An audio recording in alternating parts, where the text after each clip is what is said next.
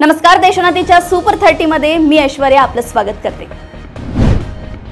मराठा आरक्षण आंदोलक मनोज जरांगे पाटील यांनी 4 महिन्यांपूर्वी केलेल्या घोषणेप्रमाणे ते आज 29 ऑगस्ट रोजी राज्याची राजधानी असलेल्या मुंबईत दाखल झाले असून त्यांनी मराठ्यांना ओबीसीतून आरक्षण मिळावं यासाठी आमरण उपोषणास सुरुवात केली आहे। लाखो समाज बांधव जरांगे पाटील यांच्या पाठिंब्यासाठी मुंबईत पोहोचले आहेत।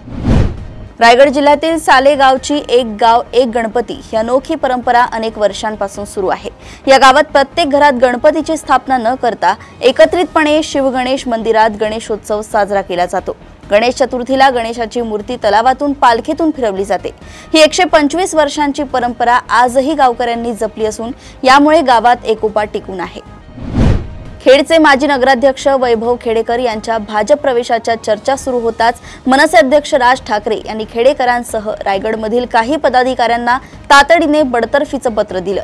त्यानंतर अनेक मनसैनिकांनी खेडेकर यांच्यासाठी पदाचा राजीनामा देत साथ दर्शवली आहे। शिवसेना नेते रामदास कदम व गृहराज्यमंत्री योगेश कदम यांच्या उपस्थितीत खेड येथे मनसेच्या अनेक पदाधिकारी कार्यकर्त्यांचा शिवसेनेत प्रवेश करून घेण्यात आलाय। छत्रपती संभाजीनगर येथे पतीपासून विभक्त 24 वर्षीय तरुणीला अनैतिक संबंधातून गर्भधारणा झाली। कुटुंबाला कळू नये म्हणून तिने गावी जाऊन स्वतःच बाळाला जन्म दिला। त्यानंतर जन्मदात्या आईनेच चिमुकल्याला पोत्यात भरून डिवायडरच्या कचऱ्यात फेकलं। मोकाट कुत्र्यांनी ढिगाऱ्यातून पोतं रस्त्यात आणलं। रस्त्यात आणलेल्या पोत्यावरून बस गेली, पण सुदैवाने दोन्ही चाकाच्या मधोमध बाळ सुखरूप राहिलं। अखेर गावाकडून घराकडे जाणाऱ्या व्यक्तीला कुत्र्यांच्या हालचाली बघून संशय आल्याने नागरिकांच्या मदतीने बाळाला रुग्णालयात दाखल करून जीवनदान दिलंय। कोलाड महामार्गावर मुळशी धरण भागातील चाचिवली येथे 2 एसटीची समोरासमोर झालेल्या धडकेत 10 जण जखमी झाले आहेत। ही घटना शुक्रवारी सकाळी 9 वाजता घडली आहे। भूकर मापकांसाठी लॅपटॉप उपलब्ध करून देण्याच्या भूमी अभिलेख विभागाच्या प्रस्तावाला राज्य शासनाने मान्यता दिली आहे। त्यानुसार 9,94,00,000 रुपयांचा निधी मंजूर करण्यात आला असून यामुळे मोजणीसह मिळकत पत्रिका आणि अन्य कामे वेगाने होतील असा दावा करण्यात आलाय। वस्त्रोद्योग क्षेत्रासाठी कापसाची उपलब्धता वाढवण्याकरिता केंद्र सरकारने 30 सप्टेंबर पर्यंत आयात शुल्कात तात्पुरती सवलत दिली होती। ही सवलत 31 डिसेंबर 2025 पर्यंत वाढवण्याचा निर्णय घेण्यात आल्याने देशांतर्गत कापसाचे भाव कोसळण्याची शक्यता व्यक्त होत आहे। औद्योगिक तसेच कृषी आधारित उत्पादनांना निर्यातीला प्रोत्साहन देण्याच्या धोरणांमुळे नागपूर विभागातून 22,627 कोटी लाख रुपयांची निर्यात झाली आहे। मागील 3 वर्षांच्या तुलनेत यावर्षी 5,130 कोटी रुपयांची निर्यातीमध्ये वाढ झाली असून ही वाढ सरासरी 29% जास्त आहे। गडचिरोली व भंडारा जिल्ह्यातील तांदळाच्या निर्यातीला प्रोत्साहन दिल्यामुळे भंडारा जिल्ह्यातून 203% तर गडचिरोली जिल्ह्यातून 182% निर्यातीमध्ये वाढ झाली आहे। जवळपास 6.25 कोटींची लाल सुपारी आणि 15.5 लाखांची तंबाखू पकडून अहिल्यानगर स्थानिक गुन्हे शाखेने मोठी कारवाई केली आहे। सुपारी तंबाखू कर चुकवून नेली जात असल्याचं प्राथमिक तपासात पुढे आलंय। हा माल कर्नाटकातून दिल्लीला जात असल्याचं सांगण्यात आलं।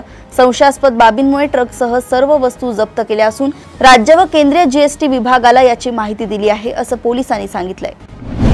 कोसळधार पावसामुळे अकोलेकरांची चांगलीच दाणादाण उडाल्याचं चित्र सायंकाळी पाहायला मिळालंय। शहरातील सर्वच प्रमुख मार्ग जलमय झाले होते। अनेक भागात नाले तुंबले आहेत। रस्त्यावर पाणीच पाणी साचलंय। अनेक भागात नागरिकांच्या घरांमध्ये पाणी शिरल्याच्या तक्रारी आल्या आहेत। पावसामुळे अनेक भागातील वीज पुरवठा देखील खंडित झालाय। मराठवाड्यातील जाफराबाद तालुक्यात एक भीषण अपघात झालाय। या अपघातात 5 जणांचा दुर्दैवी मृत्यू झालाय। जाफराबाद राजूर रस्त्यावर असलेल्या गाडेगव्हाण फाट्याजवळ एक कार विहिरीत कोसळली। या दुर्घटनेत 5 जणांचा मृत्यू झाला। या घटनेमुळे जालना जिल्ह्याला हादरा बसला असून सर्वत्र हळहळ व्यक्त केली जात आहे। अहिल्यानगर जिल्ह्यातील संगमनेर येथे काल रात्री शिवसेना आमदार अमोल खताळ यांच्या कानशिलात लगावल्याने वातावरण तणावग्रस्त झाले होते। पोलिसांनी आरोपीला ताब्यात घेत तेथील परिस्थिती नियंत्रणात आणली। मात्र आज श्रीगोंदा येथे उपमुख्यमंत्री अजित पवारांच्या दिशेने कांद्याची माळ फेकण्याचा प्रयत्न करण्यात आला। यावेळी पोलिसांनी दोघांना ताब्यात घेतलं असून ते संभाजी ब्रिगेडचे पदाधिकारी असल्याची माहिती समोर आली आहे। बैलपोळा सणाच्या दिवशी नाशिकच्या नांदूर नाका येथे माजी नगरसेवक भाजप नेते उद्धव निमसे आणि धोत्रे या 2 गटात हाणामारी झाली होती। यात निमसे गटाने केलेल्या मारहाणीत गंभीर जखमी झालेल्या राहुल धोत्रेचा आज शुक्रवारी उपचारादरम्यान मृत्यू झालाय। या हाणामारीचे व्हिडिओ देखील व्हायरल झाले होते। या प्रकरणात नाशिकच्या आडगाव नाका पोलीस ठाण्यात गुन्हा देखील दाखल झालाय।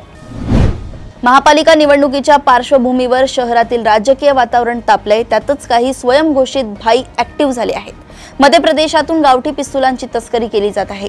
निवडणूक काळात त्यांचा वापर करून दहशत पसरवण्याचा कट रचला जातोय। बिहारमध्ये काँग्रेसच्या मतदार हक्क यात्रेदरम्यान पंतप्रधान नरेंद्र मोदी यांना आईच्या नावाने शिवीगाळ केल्याची धक्कादायक घटना घडली आहे। यावरून सध्या राजकारण तापलं असून भाजप सातत्याने राहुल गांधीवर टीका करत आहे। अशातच शिवसेना उद्धव बाळासाहेब ठाकरे गटाचे खासदार संजय राऊत यांनी या मुद्द्यावर भाजपाला कोंडीत पकडले। राहुल गांधी यांना बदनाम करण्यासाठी भाजप कोणत्याही थराला जाऊ शकते असे राऊत म्हणाले आहेत।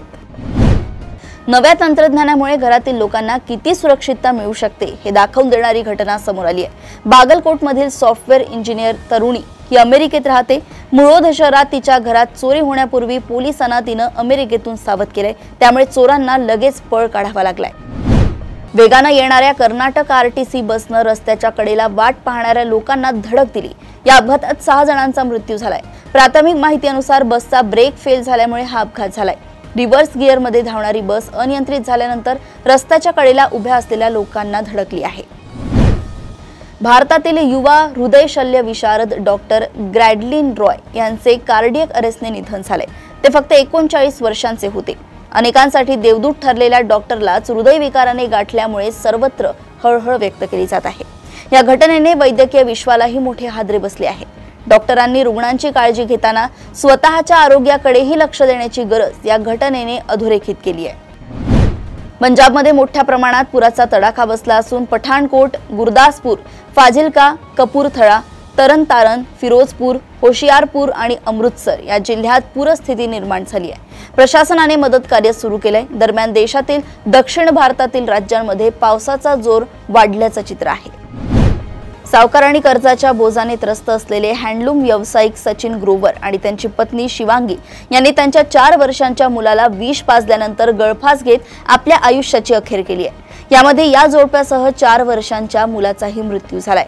व्यावसायिकाच्या फोनमध्ये 13 पानांची सुसाइड नोट सापडली आहे। त्यात व्याजावर घेतलेल्या कर्जाव्यतिरिक्त इतर देणींचा उल्लेख आहे। उत्तर प्रदेशातील शाहजहापूर जिल्ह्यातून खळबळजनक घटना समोर आली आहे। द्वारकेप्रमाणे समुद्राखाली एक वेगळे जग सापडले। डेन्मार्कच्या आरहुस खाडीत समुद्राखाली 8500 वर्षांपूर्वीचे शहर सापडले आहे। या शहराला पाषाण युगातील अटलांटिस म्हटलं जाते। शेवटचे हिमयुग संपल्यानंतर बर्फ वितळल्याने समुद्राची पातळी वाढली आणि हे शहर पाण्याखाली गेले असा दावा पुरातत्व शास्त्रज्ञांचं म्हणणं आहे। या उत्खननात दगडी व लाकडी हत्यारे, जनावरांची हाडे आणि बाणाचे टोकही मिळाले आहेत। येथे कधी काळी मानवी वस्ती होती याचा हा पुरावा आहे। वैज्ञानिक या जागेला टाइम कॅप्सूल मानतायत। थायलंडच्या सर्वात तरुण पंतप्रधान पतोंगटार्न शिनावात्रा यांना पदावरून काढून टाकण्यात आले। देशाच्या संवैधानिक न्यायालयाने शुक्रवारी त्यांना नैतिक आचरण उल्लंघन प्रकरणात दोषी ठरवलं। पतोंगटार्न शिनावात्रा यांना वर्षापूर्वी पंतप्रधान बनवण्यात आले होते आणि त्या देशातील सर्वात तरुण पंतप्रधान बनल्या होत्या। भारताने ऑपरेशन सिंदूरच्या माध्यमातून पाकिस्तानमधील दहशतवादी ठिकाणे उद्ध्वस्त केल्याचा दावा केलाय। या कारवाईनंतर आंतरराष्ट्रीय स्तरावर पाकिस्तानला एकटे पाडण्यासाठी भारताने सौदी अरेबियाला एक महत्त्वाचा प्रस्ताव दिलाय। दोन्ही देशांनी द्विपक्षीय संरक्षण संबंध अधिक मजबूत करण्याची वचनबद्धता पुन्हा एकदा व्यक्त केली आहे। भारताने सौदीला दिलेल्या या प्रस्तावामुळे पाकिस्तान सौदीच्या जुन्या लष्करी संबंधांना धक्का बसण्याची शक्यता आहे, ज्यामुळे पाकिस्तान जागतिक स्तरावर आणखी एकाकी पडू शकतो। देशभरातील शालेय शिक्षकांची एकूण संख्या 2024 ते 25 या शैक्षणिक वर्षात प्रथमच 1 कोटीच्या पलीकडे गेली आहे। केंद्रीय शिक्षण मंत्रालयाच्या UDISE च्या आकडेवारीतून हे दिसून आले। शैक्षणिक वर्ष 2022 ते 23 च्या तुलनेत शिक्षकांच्या संख्येत 6.7% वाढ झाली आहे असं या अहवालात म्हटलंय। अभियांत्रिकी प्रवेशासाठी CET मध्ये मिळालेले पर्सेंटाईल आणि महाविद्यालयांचा गेल्या वर्षीचा कट ऑफ लक्षात घेऊनच प्राधान्यक्रम भरा ही राज्य सामायिक प्रवेश परीक्षा कक्षाची सूचना यंदाही विद्यार्थ्यांकडून दुर्लक्षित झाली आहे। कमी पर्सेंटाईल असूनही अवास्तव अपेक्षा ठेवत राज्यातील अग्रक्रमाच्या महाविद्यालयांची आणि त्यातील सर्वाधिक मागणी असलेल्या शाखांचा पर्याय पहिल्या 10 पसंती क्रमात ठेवण्याचा विद्यार्थ्यांच्या दुराग्रहामुळे प्रत्येक फेरीत अलॉट झालेल्या जागांच्या तुलनेत ऑटो फ्रीज झालेल्या जागांची टक्केवारी 10% किंवा त्यापेक्षा कमी आहे। यंदाही तब्बल 1.5 लाख विद्यार्थी प्रतीक्षेत आहेत। व्यावसायिक महाविद्यालयांच्या शुल्काबाबत शुल्क नियामक प्राधिकरणाकडे तक्रार आल्यास त्या महाविद्यालयात जाऊन FRA चे सदस्य झाडाझडती घेणार आहेत। या तपासणीत महाविद्यालयातील पायाभूत सुविधा, प्राध्यापकांची संख्या, शैक्षणिक सुविधा आदींची पडताळणी केली जाणार आहे। येत्या ऑक्टोबर महिन्यापासून FRA कडून ही मोहीम सुरू करण्यात येईल। भारताने सेमीकंडक्टर क्षेत्रात स्वावलंबनाच्या दिशेने एक महत्त्वाचं पाऊल टाकले। गुजरातमधील सानंद येथे देशातील पहिली सेमीकंडक्टर पायलट लाईन सुरू झाली असून यामुळे भारताला जागतिक तंत्रज्ञान क्षेत्रात एक मजबूत स्थान मिळण्याची अपेक्षा आहे। अमेरिकेचे राष्ट्राध्यक्ष डोनाल्ड ट्रम्प यांनी भारतावर 50% टॅरिफ बॉम्ब फोडला आणि यासाठी त्यांना घरातही विरोधाला सामोरे जावे लागते। प्रथम अमेरिकन संसदीय समितीच्या डेमोक्रॅट सदस्यांनी कोंडीत पकडलं आणि आता तेथील अर्थतज्ञ म्हणतायत की त्यांच्या या हालचालीचे उलट परिणाम होऊ शकतात। अमेरिका अनावधानाने ब्रिक्सला बळकटी देत आहे। अमेरिकन अर्थतज्ञांना असं वाटू लागले की ट्रम्पने भारताला लक्ष्य करून स्वतःच्याच पायावर कुऱ्हाड मारली आहे। छोट्या पडद्यावरील अत्यंत लोकप्रिय आणि तितकाच वादग्रस्त शो बिग बॉस 19 चा सीझन रविवारी 24 ऑगस्ट पासून सुरू झालाय। यंदाच्या सीझन मध्ये 16 स्पर्धक सहभागी झाले आहेत। या सीझनचा थीम सुद्धा घरवालों की सरकार असा अनोखा होता, त्यामुळे प्रेक्षकांची उत्सुकता ताणली गेली। याचा सकारात्मक परिणाम या शोच्या व्ह्यूजवर झालाय। कलर्स टीव्ही सोबतच जिओ हॉटस्टार या OTT प्लॅटफॉर्मवरही या शोचा प्रीमियम पार पडला। या प्रीमियरला रेकॉर्ड ब्रेक व्ह्यूज मिळाले आहेत। बिग बॉस 19 हा देशभरातील OTT वरील सर्वात मोठा ओपनिंग करणारा शो ठरलाय। भारतीय संघ आशिया कप स्पर्धेची जोरदार तयारी करत आहे। सूर्यकुमार यादवच्या नेतृत्वात भारतीय संघ मैदानात उतरणार आहे। असं असताना दुसरीकडे BCCIच्या गोटात घडामोडी वेगाने घडतायत, कारण BCCIने रोहित शर्माला बोलावणं धाडलंय। यामुळे क्रीडा विश्वात चर्चांना उधाण आलंय, कारण गेल्या काही महिन्यांपासून वनडे संघाचा कर्णधार रोहित शर्मा क्रिकेट मैदानापासून दूर आहे।